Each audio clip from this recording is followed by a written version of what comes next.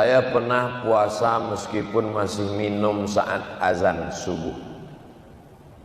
Namun saat itu waktu di jam handphone saya subuh masih kurang 1 menit.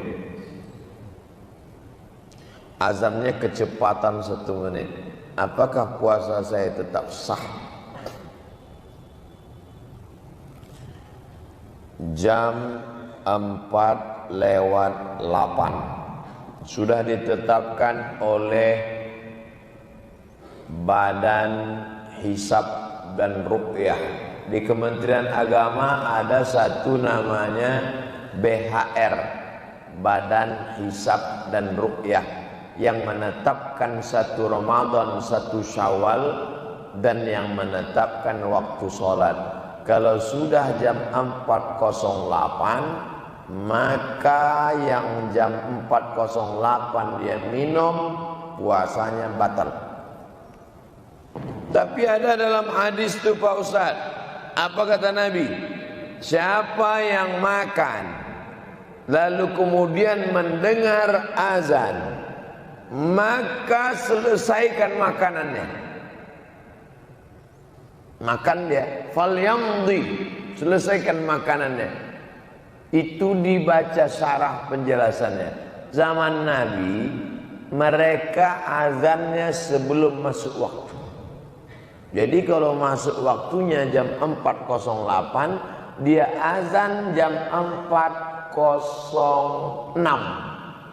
Maka ketika dia azan, Allahu Akbar, Allahu Akbar, belum masuk waktu.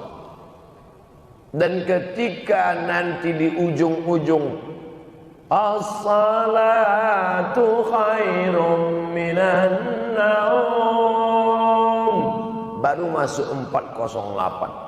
Maka saat Allahu Akbar di awal itu belum masuk waktu. Begitu kata penjelasan ulama.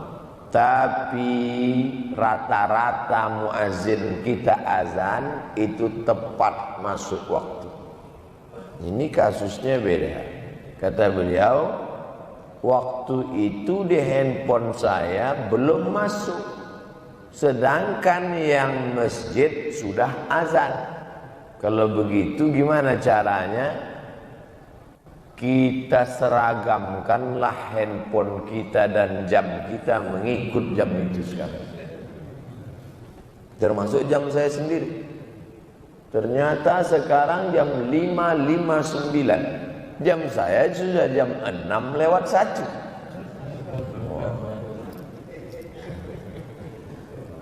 Waktu sholat berbeda tapi jam insya Allah sama.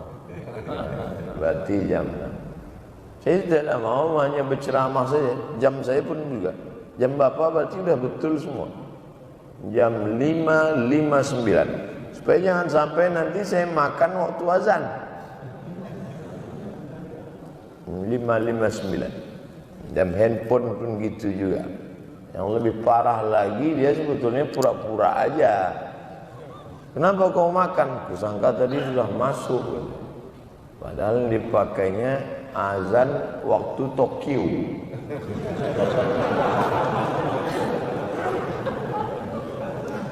Bagaimana pandangan hukum Islam tentang suntik stem cell dengan menggunakan plasenta bayi?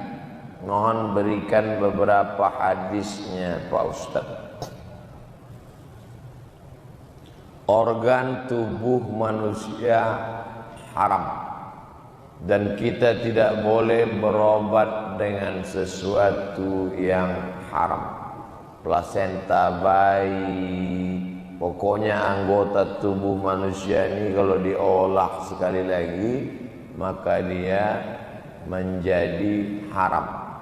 Badan tubuh anggota fisik manusia ini maka dia harus dikubur, termasuk rambut.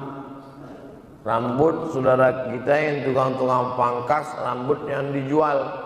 Nanti rambut dijual dijadikan sofa. Hanya sekarang begitu sobek anak-anak main pisau, keluar rambut mak lampir.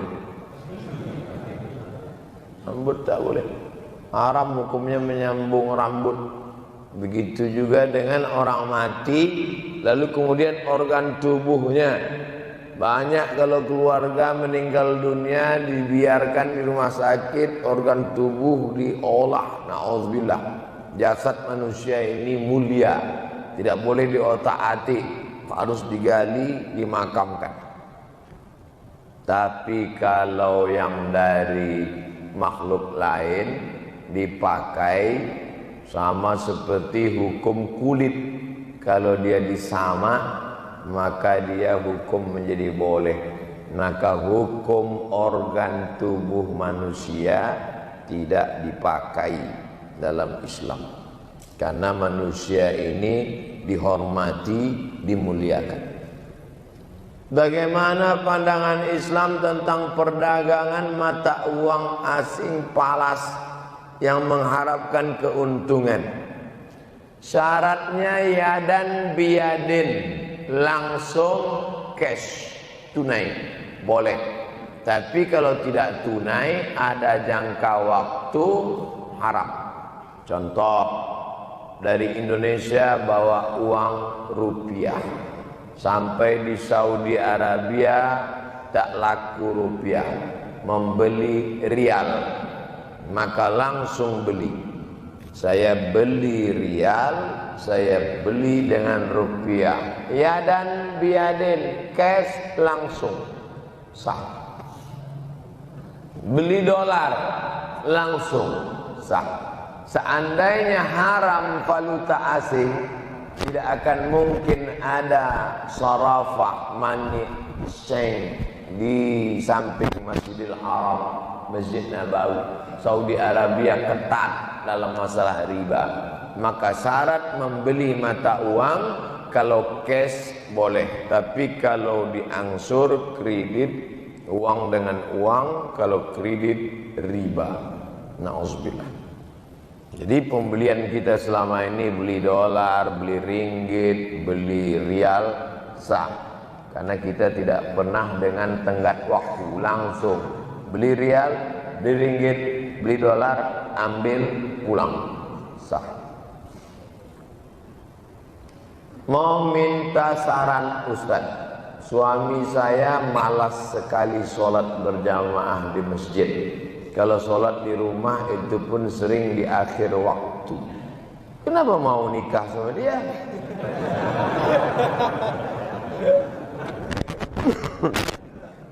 Anak-anak gadis yang belum menikah, syarat yang pertama dilihat adalah sholatnya. Karena yang pertama kali dihisab di akhirat sholatuhu. Laki-laki yang seperti ini tidak sholat, sedangkan Allah saja dia sia-siakan, apalagi kamu. Tapi karena sudah jadi, nasi sudah jadi, dan jadi tai ayam sudah. Jaga-jaga sajalah. Ibu jangan pernah bosan berhenti mengajak dia. Ayyahdiyallahu bika rajulan wahidan khairum min humurin na'am.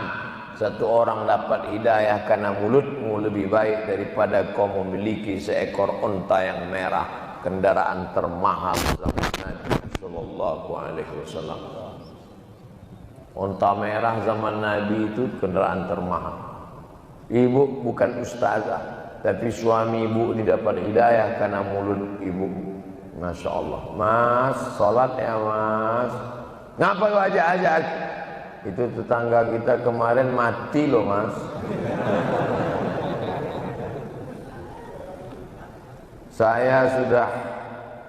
Ibu saya sudah meninggal.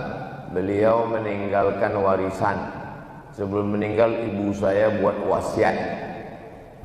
Apakah warisan dibagi sesuai hukum waris atau dibagi sesuai dengan wasiat?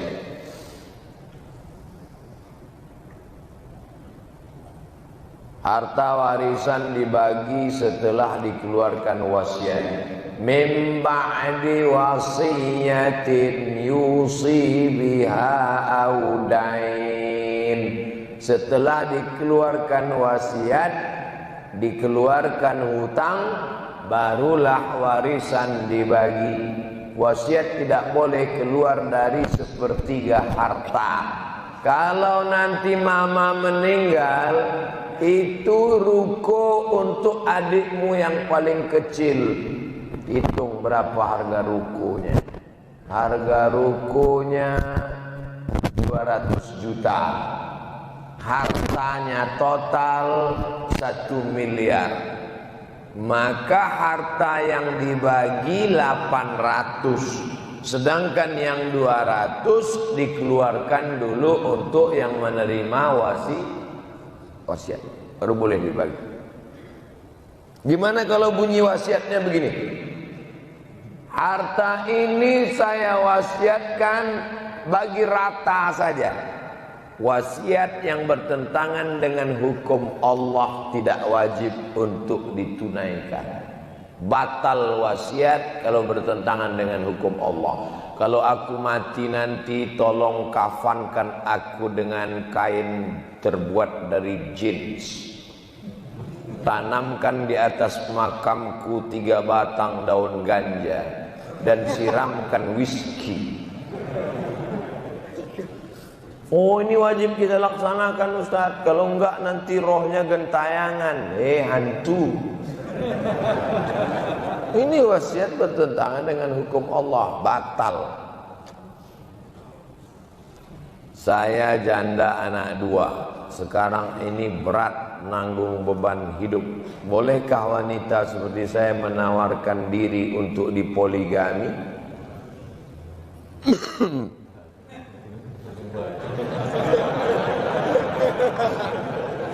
Umat batuk saya.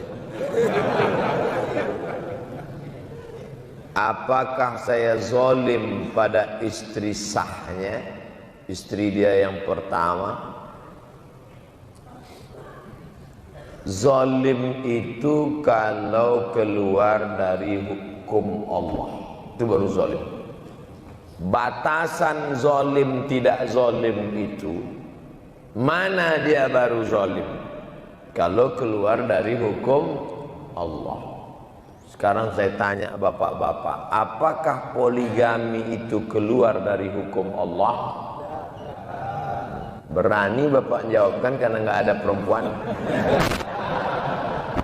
Bapak tak tahu bahwa kamera ini terang di bawah. Itu hukum kaedahnya. Kalau keluar dari hukum Allah baru zalim. Ini banyak sekarang. Ustaz, tetangga saya punya utang, tapi saya mau nagih rasanya nggak enak hati. Saya kan zalim, Pak Ustaz. Zalim itu kalau keluar dari hukum Allah. Ustaz, itu tanah rumah sebenarnya tanah almarhumah mak saya. Tapi saya segan nanya sama kakak saya takut zalim. Justru kalau mau menyelamatkan dia dari harta haram, tanya dia. Kakak, ini kan harta almarhumah mak kita kan, ini harus dibagi. Zalim tidak zalim itu batasannya adalah hukum Allah. Jelas? Ini tak perlu saya detailkan lagi. Saya jawab secara umum saja. Ustaz, saya mau tanya, bagaimana hukumnya seorang laki-laki menikahi perempuan yang sedang hamil, sementara jabang bayi bukanlah anak dari laki-laki tersebut? Tidak boleh menikahi perempuan yang sedang hamil. Tidak boleh menyiramkan air di tanaman yang ditanam oleh saudaramu, kata Nabi SAW. Itu bukan tanaman. Nabi tidak menggunakan kata-kata yang porno, karena adab akhlak Nabi tinggi. Kata Nabi, jangan menyiramkan air di tanam yang ditanam oleh saudara. Tapi itu makna kiasan. Itu tanaman dia. Bapak jangan nikahkan anak bapak yang hamil dengan laki-laki karena untuk menutup malu aib, dibuatkan pestanya, ditipu orang banyak.